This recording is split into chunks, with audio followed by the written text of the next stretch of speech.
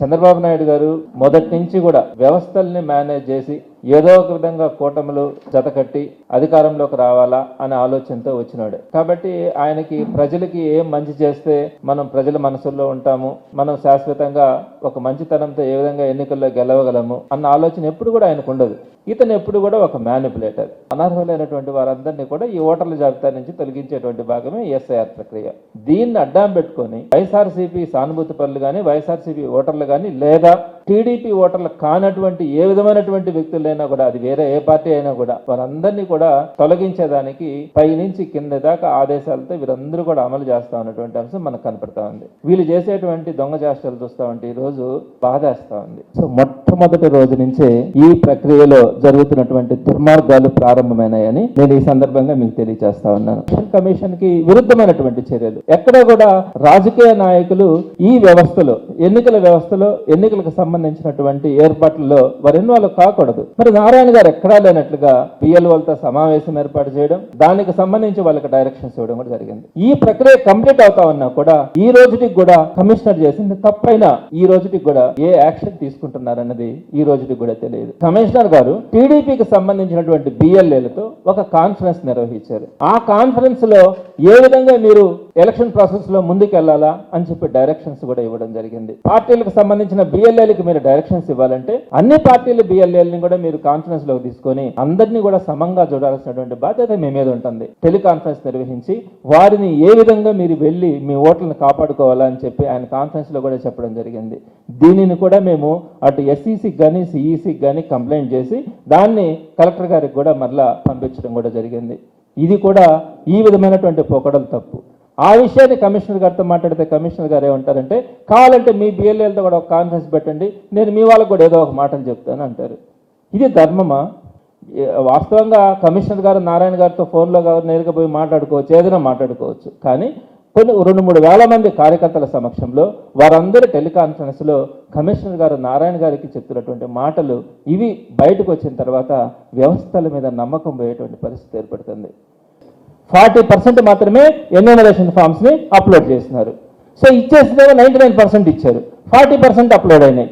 ఈ మిగతా 60% ఎక్కడున్నాయి? దీన్ని పరిశీలిస్తే చాలా మంది ఏం చేశారంటే ఆ టీడీపీ బిఎల్ఏలు కొంతమందికి ఇంకా ఓటర్లకు ఇవ్వాల, కొంతమంది ఓటర్ల దగ్గర నుంచి తీసుకొని వాళ్ళు బిఎల్ఓకి ఇచ్చి అప్లోడ్ చేయొచ్చులా, వీళ్ళ దగ్గర హోల్డ్ చేసుకోనున్నారు. పరిమితంగా ఓటర్ల దగ్గర ఉన్నాయి. సో మేము అడిగింది ఏంటంటే కమిషనర్ గారిని, మాకు ఒక లిస్ట్ ఇవ్వండి, మీకు ఎంతమంది అప్లోడ్ చేసినారు ఆ లిస్ట్ ఇచ్చేయండి. మిగతా వాళ్ళ దగ్గరికి వెళ్ళి మీ దగ్గర అసలు ఎన్యూమరేషన్ ఫామ్ ఆ టీడీపీ బిఎల్ఏలు ఇచ్చినారా లేదా, ఇచ్చింటే మీరు వాళ్ళకి తిరిగి ఇచ్చినారా లేదా, ఆ తిరిగి వాళ్ళకి ఇచ్చిన తర్వాత వాళ్ళు అప్లోడ్ చేస్తున్నారా లేదా మేము వెరిఫై చేసుకుంటామంటే ఈ రోజుకి 10 రోజుల నుంచి మేము అడుగుతా ఉంటే ఒక్కళ్ళు కూడా సమాధానం చెప్పట్లే. మాకు ఆ లిస్ట్ ఇవ్వట్లా. మోసం కాదా? మోసం చేయట్లేదా? మీరు ఎన్యూమరేషన్ ఫామ్స్ ఓటర్లకు ఏమో 99% 100% ఇచ్చేసామని చెప్తా ఉన్నారు. ఆడ చూస్తే ఓటర్లకు పోలా, అంధకారంలో తయారు చేసినటువంటి పరిస్థితి ఈ రోజు మంత్రి గారు ఆలోచించుకోవాలా. మాట్లాడితే మా మీద ఒంటి కాలు మీద లేస్తా ఉన్నారు. జగన్మోహన్ రెడ్డి గారిని కానీ, వైఎస్ఆర్సీపీ కానీ చెత్త చెత్త చెత్త అని మాట్లాడుతూ ఉన్నారు. మీకు సమాధానం చెప్పే రోజు కూడా ఒకటి వస్తుంది. తొందరలోనే మీకు సమాధానం చెప్పే రోజు ఒకటి ఉంది. తప్పకుండా చెప్తాం.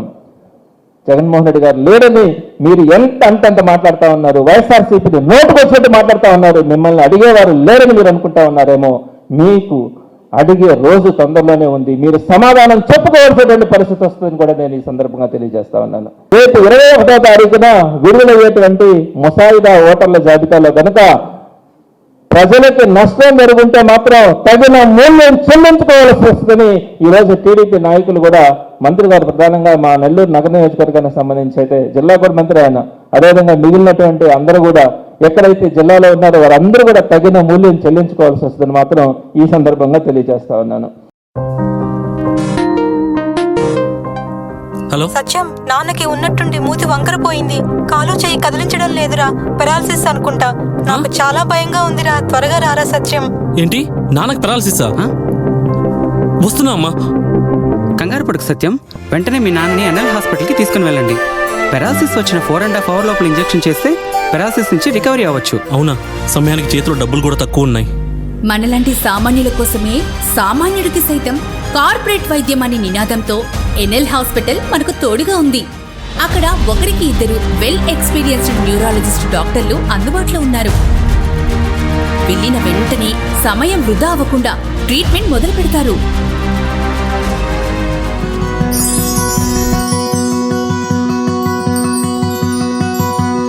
మనలాంటి సామాన్యులకు ఎటువంటి మెదడు మరియు నరాల సమస్యలకైనా కార్పొరేట్ స్థాయి వైద్యాన్ని అతి తక్కువ ఖర్చుకి అందిస్తుంది మన ఎన్ఎల్ హాస్పిటల్. ఎనలేని అనుబంధం. NL hospitals, opposite water tank, Magunta layout, near Annamayya circle, Nellore.